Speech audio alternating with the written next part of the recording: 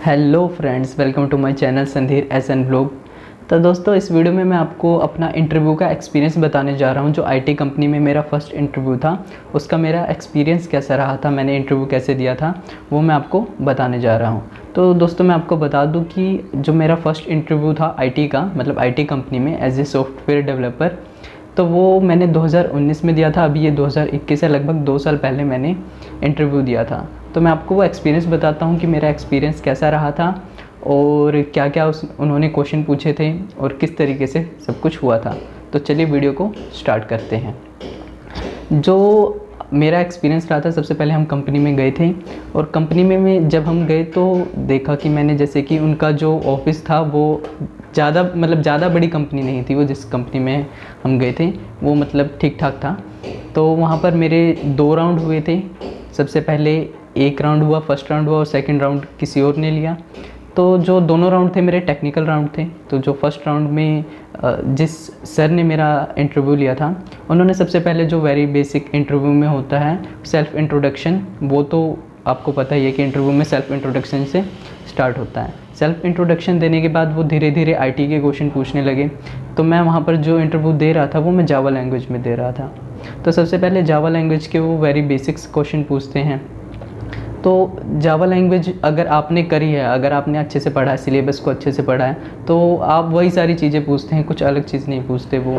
जैसे कि मतलब जो भी उसके होते हैं, तो वो बड़ी बेसिक सी चीज़ पूछेंगे आपसे जावा के बारे में कि ये जेवीएम क्या होता है, जेडीके क्या होता है, ये सब चीज़ें पूछेंगे। फिर धीरे धीरे वो अपना लेवल बढ़ाते रहते हैं। जिस तरीके से उन्हें लगता है कि हाँ आपको आ रहा है, आप बोल पा रहे हो, तो धीरे धीरे बढ़ाने लगते हैं। फिर उसके बाद उन्होंने ये ज़रूर पूछते हैं कि पैटर्न प्रिंटिंग जो होती है हमारी, कि पिरामिड कैसे प्रिंट होगा, ट्रायंगल कैसे प्रिंट होगा, या वो अपना ही कुछ एक पैटर्न बना के दे देते हैं। मेरे साथ हुआ था ऐसा कि वो ये तो नॉर्मल चीज़ें होगी कि ट्रायंगल और पिरामिड कैसे प्रिंट करते हैं। उन्होंने एक पैटर्न मेरे को ड्रॉ करके दिखा दिया था और कहा था कि इसको कैसे प्रिंट करेंगे, इसके लिए आप एक प्रोग्राम लिखो।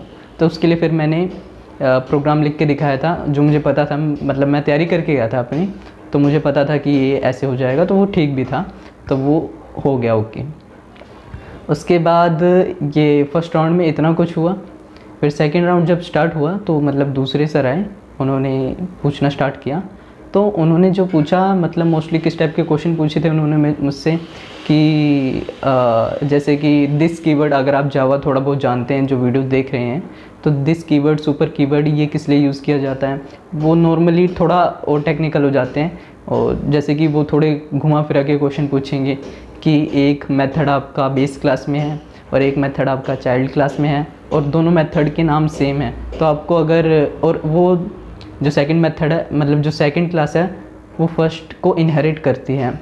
तो जब हम कौन सा कीवर्ड यूज़ करेंगे कि जैसे कि कौन सा कीवर्ड हम यूज़ करें कि हमारा पेरेंट क्लास का ही कॉल हो जब हम करना चाहें तो, और मतलब इस तरीके का एक प्रोग्राम आता है, वो उन्होंने पूछा था। और तो फिर इसका भी आंसर मैंने दे दिया था। तो इस तरीके से वो थोड़ा फंसाने की कोशिश करेंगे। वो ये चीज़ देखते हैं एक्चुअली कि आपका जो लॉजिक लेवल है, मतलब जो लॉजिक काम कर रहा है कि नहीं, क्योंकि मेनली उन्होंने काम जो आपसे करवाना है कि आप उस चीज़ को सोच पा रहे हो कि नहीं। तो इस तरीके के क्वेश्चन उन्होंने पूछे थे। तो फ्रेंड्स, मैं आपको जैसे बताना चाहूँगा कि ज़रूरी नहीं है कि वो जो क्वेश्चन पूछ रहे हो हर क्वेश्चन का जवाब आपको मालूम हो। तो जिस क्वेश्चन का आपको जवाब नहीं मालूम है, उसका आंसर आप कुछ इस तरीके से दे सकते हैं, जैसे कि मैंने दिया था कि मैंने अपने ट्रेनिंग के दौरान या अपने पढ़ाई के दौरान, सिलेबस या कॉलेज के दौरान मैंने इस चीज़ को पढ़ा था, लेकिन अभी मुझे प्रैक्टिकली ये चीज़ याद नहीं आ रहा। और जैसे कि मैं एक बारी अगर रिवाइज़ कर लूँगा तो मुझे ये चीज़ आ जाएगी। तो इस तरीके से आप अगर आंसर देंगे उनको, तो उनको मतलब वो ठीक लगता है उन्हें कि हाँ भाई बंदा कर लेगा ये, मीन यही चीज़ वो देखना चाहते हैं। तो इन क्वेश्चंस का आंसर आप इस तरीके से दे सकते हैं। तो दोस्तों, इस वीडियो में मैं आपको यही बताना चाहूँगा कि अगर आप किसी एज ए डेवलपर के लिए जा रहे हैं और बहुत बड़ी कंपनी में नहीं जा रहे हैं, जैसे कि मैं बता रहा हूँ कि जिसमें कंपनी में गया था वो बहुत बड़ी नहीं थी, लेकिन एज ए फ्रेशर, मतलब कॉलेज ख़त्म होने के बाद एज ए फ्रेशर और एक्सपीरियंस लेने के लिए काफ़ी अच्छी कंपनी थी। तो उसके बाद क्या हुआ कि थोड़ा देर मैं वेट किया, पूरे इंटरव्यू के दौरान ये हुआ। फिर उसके बाद उन्होंने थोड़ा देर वेट करने को कहा। जब मैंने वेट किया तो फिर एचआर मैम आए थे, तो उन्होंने बोला कि आप मतलब सिलेक्टेड हो, आपको सिलेक्ट कर लिया गया है। फिर आफ्टर डैट की उन्होंने बताना स्टार्ट किया अपनी टाइमिंग्स वगैरह, वो सैलरी क्या देंगे। तो मेन जो पंगा पड़ गया जिस कारण से मैं वो जॉब नहीं कर पाया, मेन जो उनकी टाइमिंग थी, क्योंकि कंपनी थी वो मोहाली फेस 7 में और मैं रहता हूँ पंचकुला में। तो वो कह रहे थे कि टाइमिंग उनकी कोई फ़िक्स नहीं है, जैसे ये नहीं कि 9 से 6 बजे तक, कई बार उनको रात के 10 भी बज जाएंगे। अगर उनको डेडलाइन आ रखी है, काम पूरा करके देना है, तो उसके लिए काफ़ी उन्होंने पहले क्लियर कर दिया था कि हम जैसे कि मोहाली वालों को ही रखते हैं, जैसे कि वो उनके जो लोकल एरिया में जो टाइमिंग सूटेबल हो जिनको। तो मेन वो ये कह रहे थे। तो जो मेन मेरा पंगा ये फंस गया था कि मेरी टाइमिंग एकदम से क्लियर नहीं थी कि हाँ भाई इतने से बजे जाना है और इतने बजे आना है। तो जो मेन प्रॉब्लम था वो टाइमिंग का था। तो इस कारण से मैं मतलब वो जॉब नहीं कर पाया। वैसे सेलेक्ट हो गया था मैं, जैसे मैंने आपको बता दिया है। और फिर उसके बाद मैंने कोई मतलब 2 साल मतलब 2019 के बाद फिर कोई आईटी कंपनी में इंटरव्यू नहीं दिया ना जॉब की। उसके बाद मैंने फर्दर आगे स्टडी करनी स्टार्ट कर दी। तो उसके बाद मैं आगे जो है वो स्टडी करने लग गया।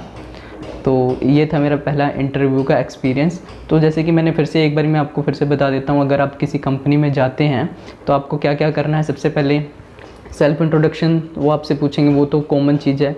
वो सेल्फ़ इंट्रोडक्शन पूछेंगे आपको अच्छे से। हाँ, ये बोलूँगा जब आप अपना इंट्रोडक्शन दे रहे हो तो बहुत कॉन्फिडेंस से अच्छे तरीके से दें, ठीक है। और सेकंड चीज़, वो फिर आपसे सबसे पहले बेसिक्स पूछना स्टार्ट करेंगे। वो आपको कुछ बाहर से नहीं पूछते हैं, सबसे पहले उस सिलेबस के अंदर से ही पूछते हैं, जो भी चीज़ आपने पढ़ा हुआ है। जैसे आपने सी लैंग्वेज पढ़ी है, किसी ने जावा पढ़ा है, किसी ने HTML CSS पढ़ा है, तो वो उसी के रिगार्डिंग ही सबसे बेसिक चीज़ पूछते हैं, ठीक है।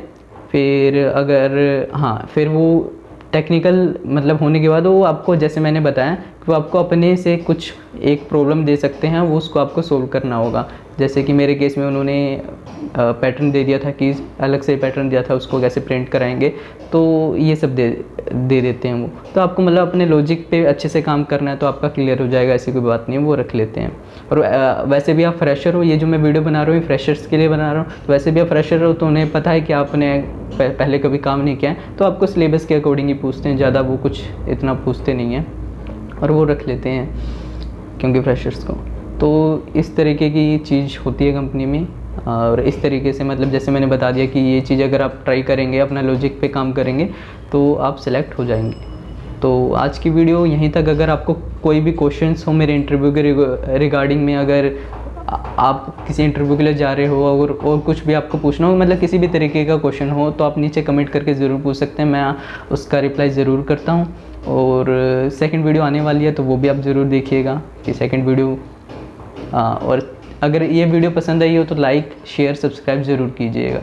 तो चलिए मिलते हैं अपने नेक्स्ट वीडियो में।